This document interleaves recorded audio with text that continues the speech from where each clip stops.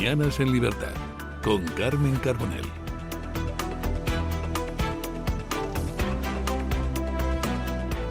Seguimos en la sintonía de Radio Libertad y en el Toro Televisión en este viernes 31 de julio de 2026, que será siempre recordado como el día después de la segunda invasión a Ceuta. La primera fue en 2021 con ese salto masivo de la valla y otra vez estamos en la misma circunstancia ante un gobierno que no hace absolutamente nada. Vamos a contarles la última hora de lo que se está viviendo allí.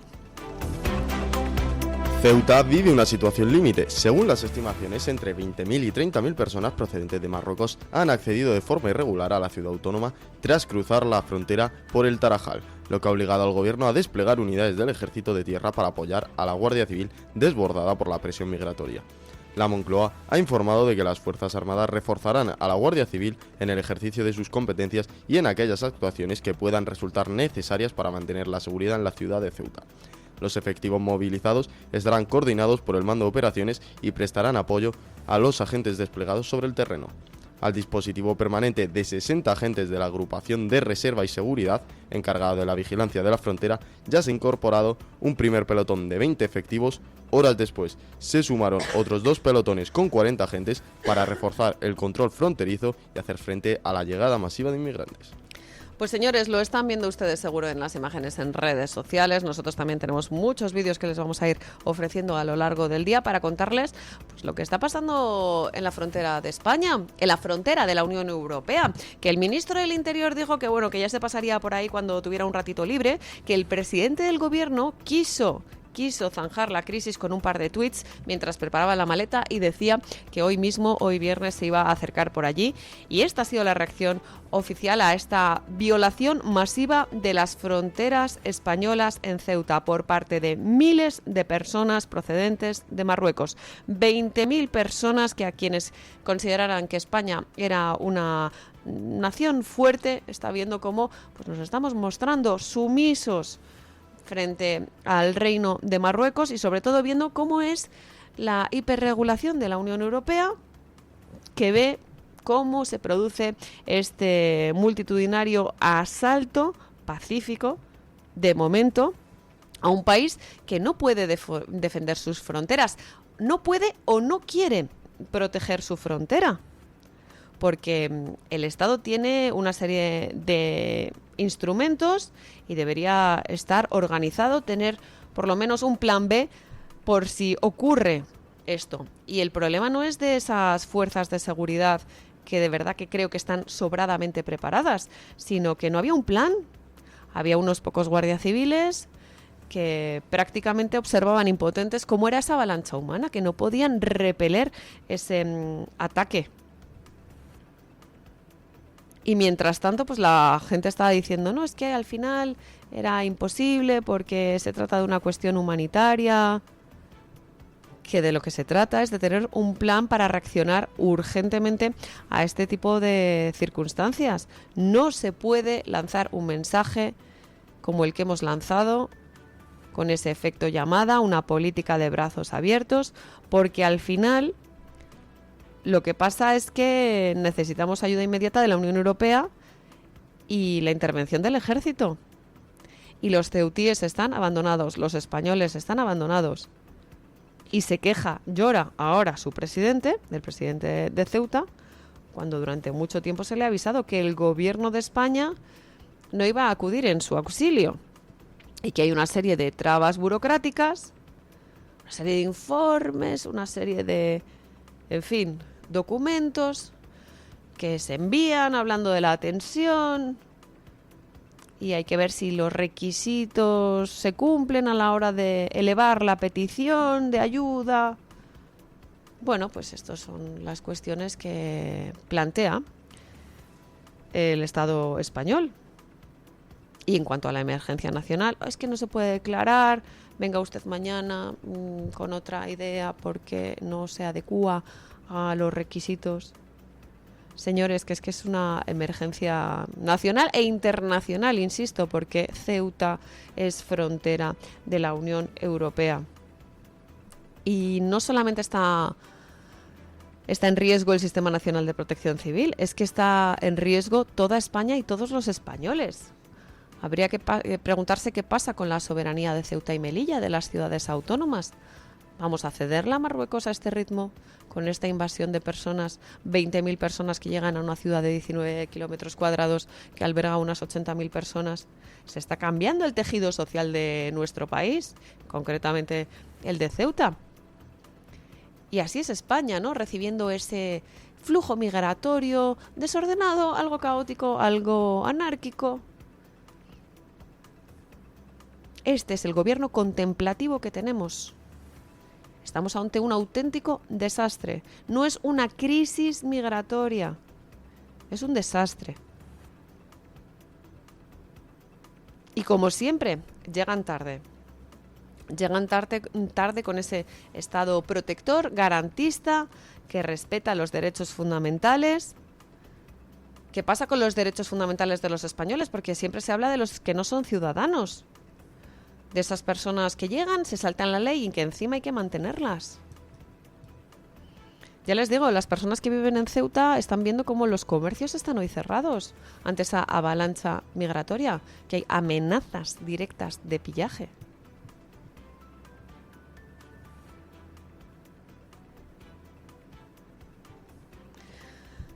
Pues señores, habría que pedirles un cambio dramático. Pero ¿qué va a pasar con el gobierno de Pedro Sánchez? No se le pueden pedir que haga reformas necesarias para cambiar las políticas migratorias. Haría falta una mayoría en el Congreso. Y en esas estamos, alargando la legislatura hasta el momento de hoy. Y atención, porque esto nos va a salir muy caro. Piensen en esas plazas de albergues, de hoteles, en la factura. ¿Y quién va a pagar esa factura?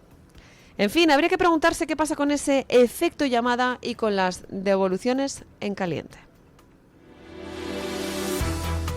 La respuesta a la entrada masiva de inmigrantes en Ceuta está condicionada por la sentencia del Tribunal Supremo del pasado 8 de julio que prohíbe las devoluciones en caliente de quienes acceden al territorio español ganado.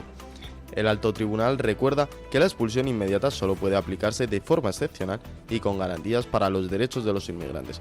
Además, sostiene que el rechazo en frontera no es aplicable en el mar al no existir elementos físicos de contención como vallas o muros, por lo que una devolución inmediata carecería de cobertura legal. La sentencia también subraya la obligación del Estado de identificar y proteger a los colectivos más vulnerables, como menores, embarazadas, personas mayores o con discapacidad, antes de adoptar cualquier tipo de medida de expulsión. Pues es el tema. ¿Qué pasa con las medidas de expulsión? Dicen ahora las autoridades marroquíes que va a haber un pacto para devolver a todos que entraron sin papeles. ¿Se creen ustedes a Marruecos? Hace un tiempo se produjo una cosa que se llamaba la Marcha Verde. Lo que pasa es que ahora, como la gente no estudia historia y menos de un tiempo concreto, pues no saben qué es eso de la Marcha Verde, lo que pasó en el Sáhara Occidental, coincidiendo con la agonía de Franco.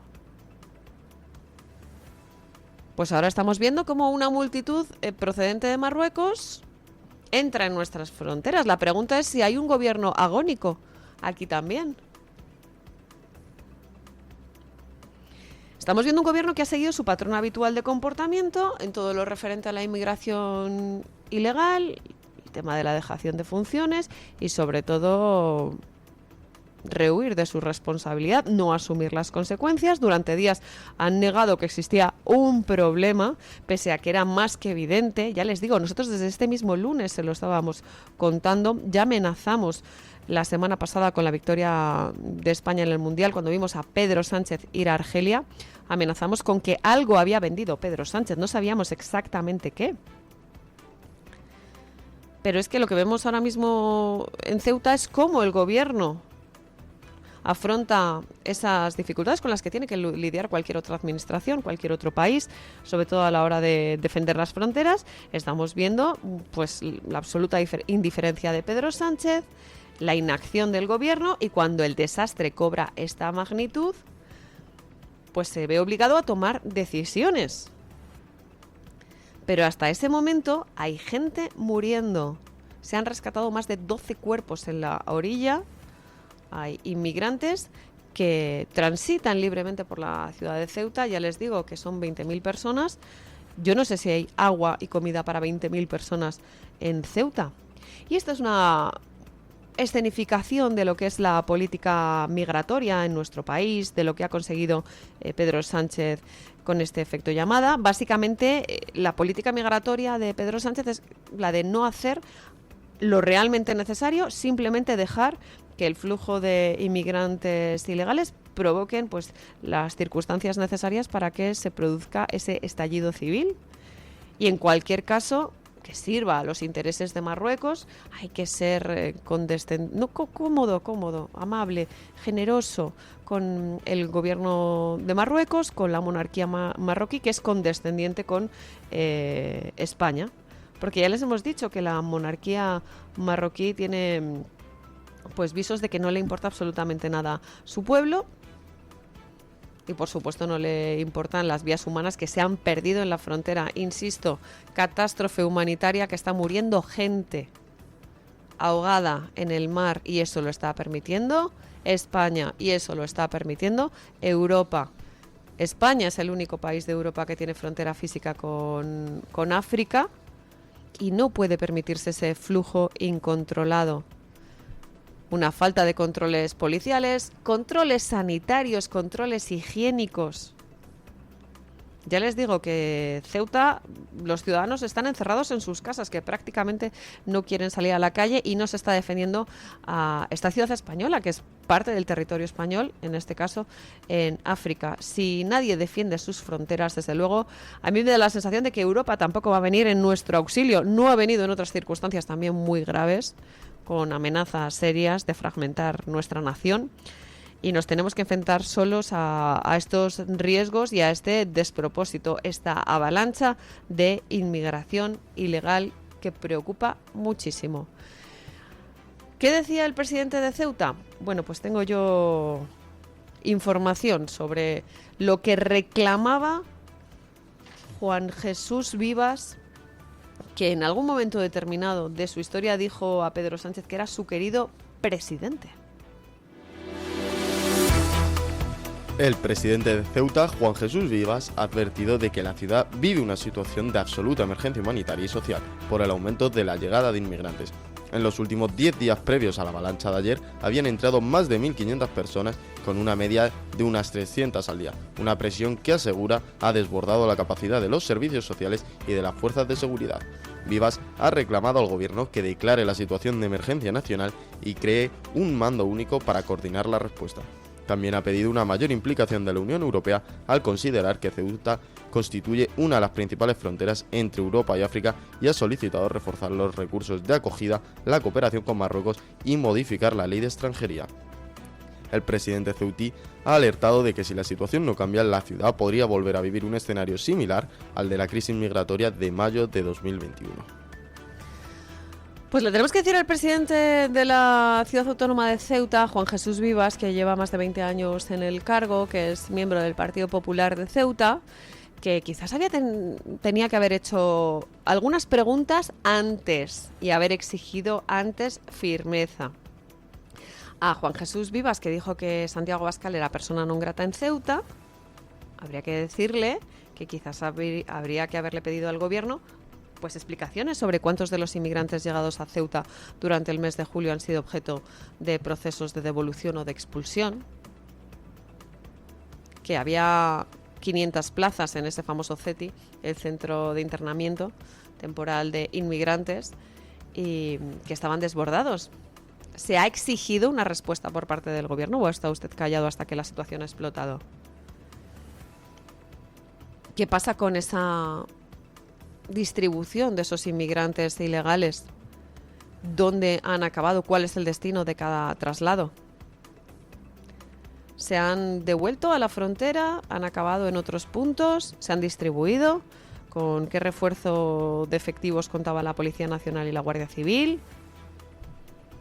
Durante el verano se sabía que iba a haber un aumento de llegadas de inmigrantes. ¿Qué medidas urgentes había adoptado el gobierno en todo este tiempo para frenar el incremento de entradas?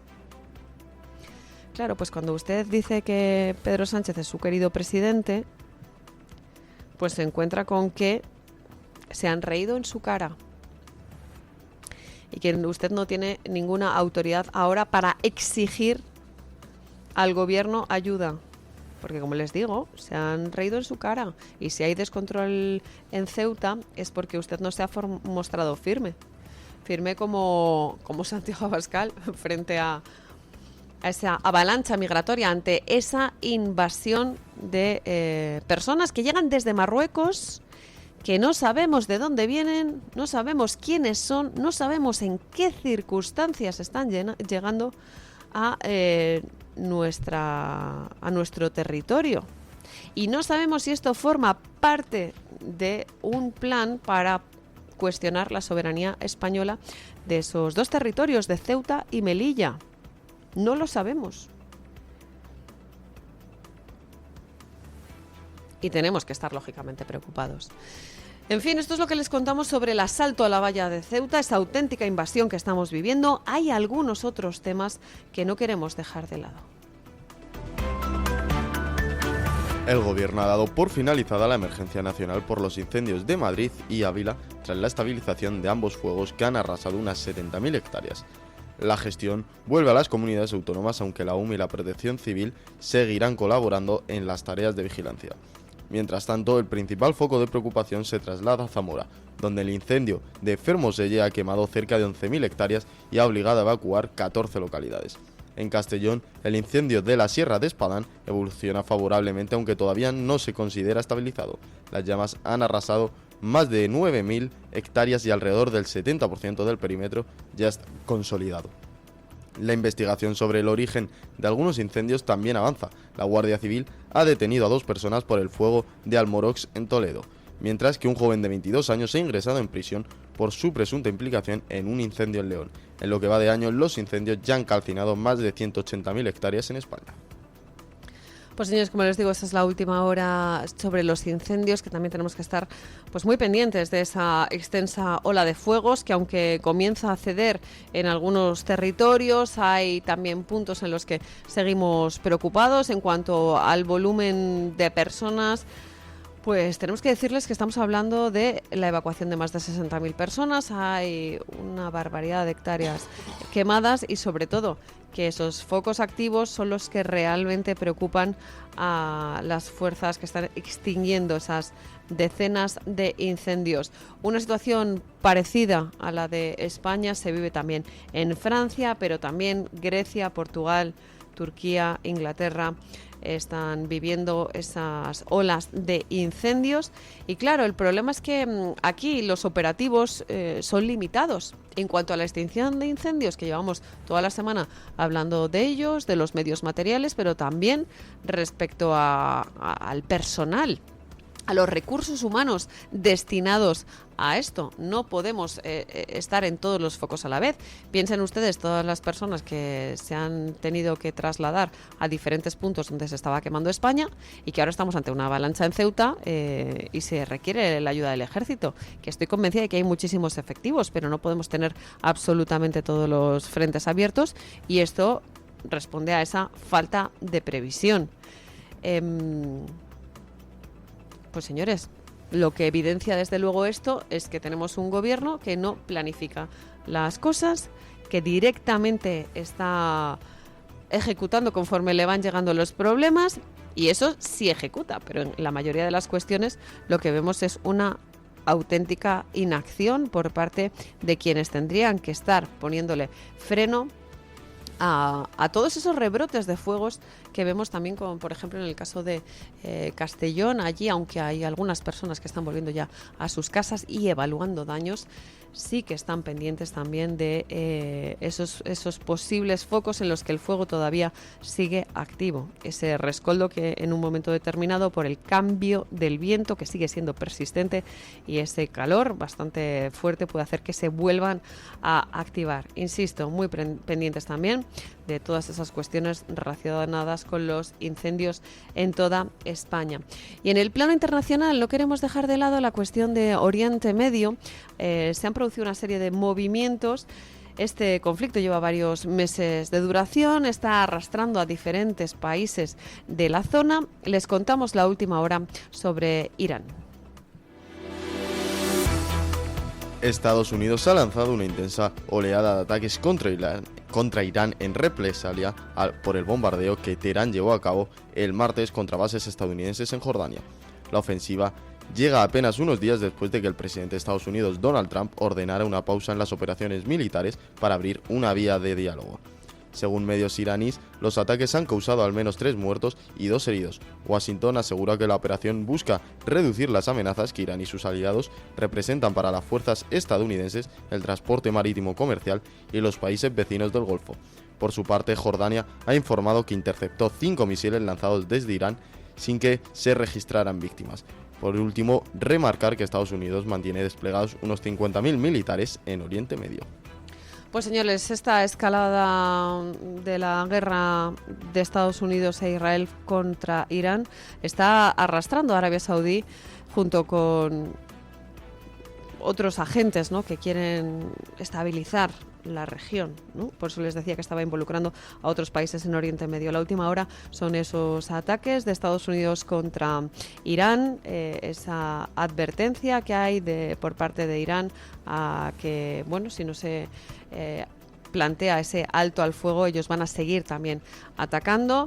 Es algo que pues evidencia un poco el enquistamiento de un conflicto y sobre todo lo que pasa en las relaciones entre Benjamín Netanyahu, el líder israelí, y Donald Trump, que no tienen muy claro cómo seguir con esta guerra. Me da la sensación de que Irán va a pasar a la ofensiva en todos los frentes, reanudando los ataques, rechazando el famoso plan de Omán y que continúan con la polémica en el estrecho de Hormuz. En fin, hay bastantes países respaldando una propuesta de Arabia Saudí para establecer un nuevo alto al fuego, pero ya les digo que también tenemos que poner allí la lupa, teniendo en cuenta cómo está la situación, que nos afecta directamente a todos, teniendo en cuenta la importancia de ese punto para el comercio internacional. Y señores, nos acercamos a las 8, las 7 en las Islas Canarias. Es el momento de hablar con Carlos Domínguez, periodista de Voz Media, que nos trae la última hora. Carlos, muy buenos días. Hoy en Voz les informamos que el fundador de Telegram, Pavel Durov, denuncia que Rusia lo ha incluido en su lista de terroristas por negarse a aplicar vigilancia masiva y censura en su plataforma. Moscú emitió una orden de detención internacional y le prohíbe publicar en Internet. Durov respondió con ironía: los funcionarios rusos se han confundido sobre quién puede prohibir a quién en Internet. Por otra parte, en el fútbol, la UEFA declara la guerra a Gianni Infantino. Las 55 federaciones europeas anunciaron que no participarán en ninguna competición de la FIFA, mientras el plan de vender una parte del Mundial a inversores privados siga en pie. El Mundial pertenece al fútbol, no a los accionistas, sentenció la Confederación Europea. Para finalizar, en Argentina, el presidente Javier Milei firmó un decreto que prohíbe el ingreso de extranjeros que expresen mensajes de odio contra el país o sus ciudadanos. La medida también permite la expulsión y la cancelación de residencia de quienes incurran en estas conductas. Ya saben, amigos, que para ampliar estas informaciones y conocer otras noticias pueden seguirnos a través de voz.us y nuestras redes sociales. Muchas gracias, Carlos. Pues señores, hacemos una breve pausa publicitaria y a la vuelta volvemos a las noticias contándoles cómo está siendo ese asalto a la valla de Ceuta y en particular cómo estamos solos y abandonados ante la inacción del gobierno de Pedro Sánchez y estamos con un problema importante. No es una crisis migratoria, es una auténtica invasión.